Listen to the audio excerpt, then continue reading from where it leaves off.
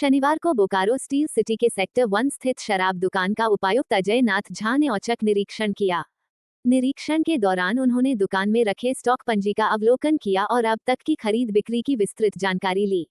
उन्होंने कहा कि शराब दुकानों के संचालन में पारदर्शिता और जवाबदेही अत्यंत आवश्यक है।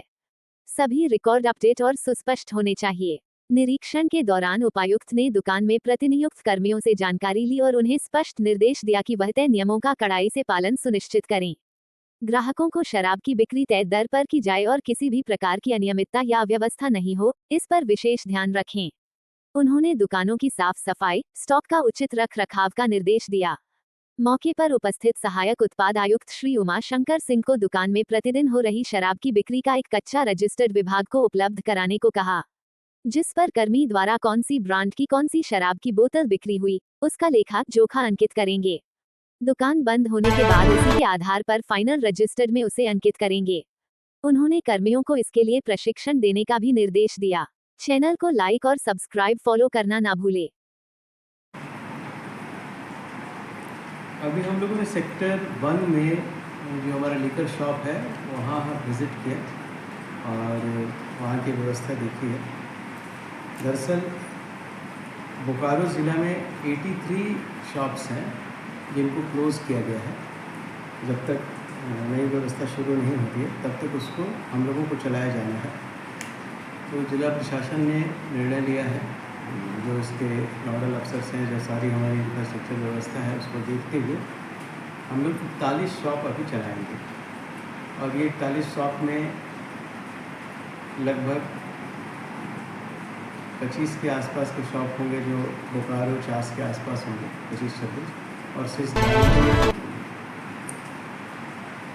शॉप विज़िट करने पर ये देखा है जैसे शुरुआत में है अभी वहाँ पर लगभग हमारे टोटल इस 23 को चलाने के लिए 68 कर्मी हैं जो काम कर रहे हैं। होमगार्ड के 16 जवान हैं, पहले से ही SI 6 हैं, वो काम कर रहे हैं।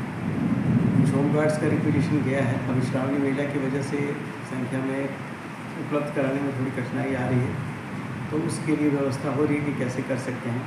चौकीदार के मामलों में हम लोग निर्णय लेने की कोशिश कर रहे हैं कि चौकीदार कुछ लगाए जा सकें ताकि वहाँ विधि व्यवस्था भी बन सके।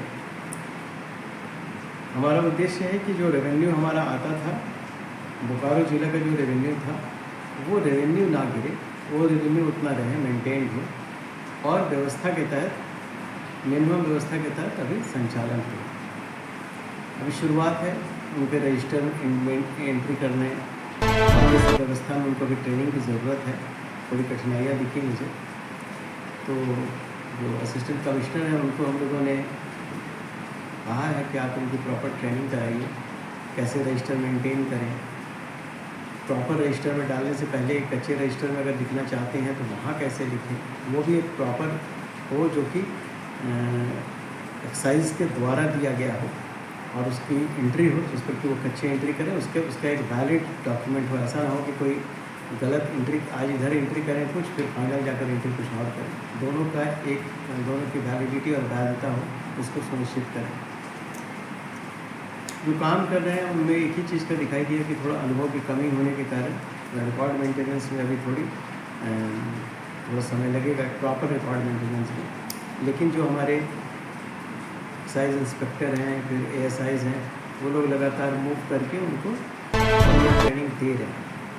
उम्मीद है 2 से 3 दिन के अंदर, अभी 23 दुकान सक्रिय हैं, 41 दुकान कल शाम तक या परसों तक सक्रिय हो जाएंगे।